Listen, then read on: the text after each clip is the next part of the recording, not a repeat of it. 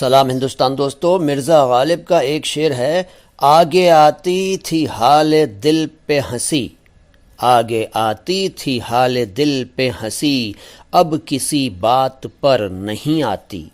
आगे आती थी हाल दिल पे हंसी, अब किसी बात पर नहीं आती। यहाँ दो शब्दों का जिक्र करूँगा, एक तो आगे और दूसरा हाल दिल।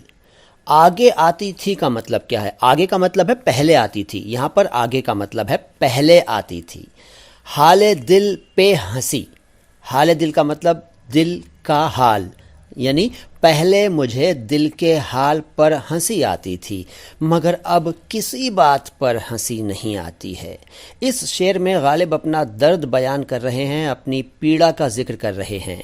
आगे आती थी हाल दिल पे हंसी, अब किसी बात पर नहीं आती। ये शेर और इसका अर्थ जो भी मैंने बताया है कैसा लगा बताइएगा कमेंट बॉक्स में लिखकर। गालिब के किसी और शेर के बारे में जानना चाहें तो मुझे बताइए, मैं उसको भी एक्सप्लेन करने की कोशिश करूंगा।